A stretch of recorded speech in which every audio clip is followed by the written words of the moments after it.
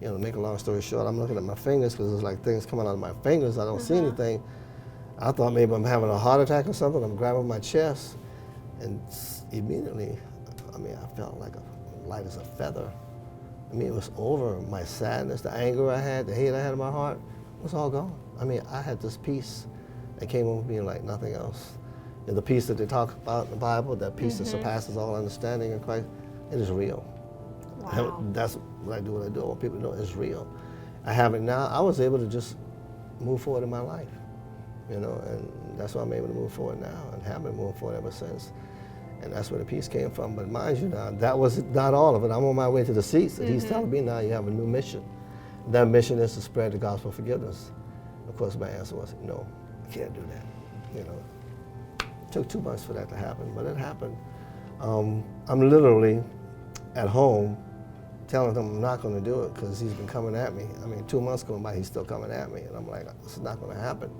You know, I'm still mourning, you know, the death of my wife. I just buried her. You know, why are you putting this on me? Besides, who's going to listen to me? Nobody want to hear about forgiveness. And I literally fell on the floor crying. Somehow I made it to my bed. Woke up the next morning by a phone call. Phone call was from a pastor named Reverend Dr. Marshall Blaylock, First Baptist Church, downtown Charleston, predominantly white church. And he says, Reverend Thompson, I need you to do something for me. I'm like, what? He said, I want you to come to my church and give the message on forgiveness. I'm like, you gotta be kidding. Yes. And so that's where it started. It started there. You know, God had his way. I've been doing it ever since, abroad, across the United States. And then, by pursuit of trying to fulfill this mission of spreading the gospel, I was invited to an event, Stone Mountain, Georgia, where an organization called One Race Movement. And pretty much at that time, they were trying to reconcile people in their city together as far, and in the state of Georgia, you know, because a lot of, you know, like any place else, a lot of divisions, you know. And so they invited me to do participate in the forgiveness section.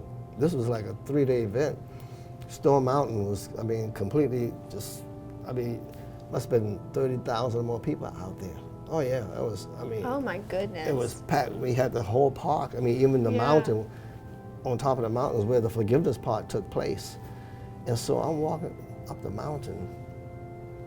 I'm looking back and I see all these people coming up the mountain. But the thing that really amazed me and the thing that really filled my heart was I saw about 2,000 millennials coming up that mountain. I'm like, oh my God. And they were coming, praising God, singing. I mean, crying.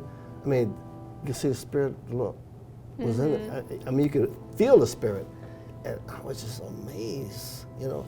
And you had this diverse group of people, young, old, black, white, Latino, Asian. I mean, in all denominations, you know. Some were priests were wearing the collars and some weren't. Then you had rabbis up there, and I'm like, wow, yeah. I mean, it was great. And so I'm saying to myself, you know, man, you know, this is what Charleston means. Yeah. Yeah. And then we went to the forgiveness part. And everybody asked the rabbis to forgive them for what happened at the Holocaust. Yeah. And they just burst out in tears, and that everybody else just burst out in tears. I mean, because it was like a joy of actually, people actually sort of repenting, you know, confessing.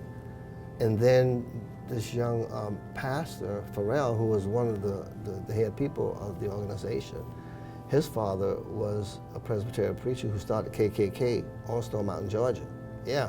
Oh, and so he gets up there and he says, you know, Reverend Thompson, and then he speaks to the crowd, he says, I want y'all to forgive me and my family for what happened here on Stone Mountain, Georgia. And man, that was, I mean, everybody was praising God. Tears were coming. I mean, these were tears of joy.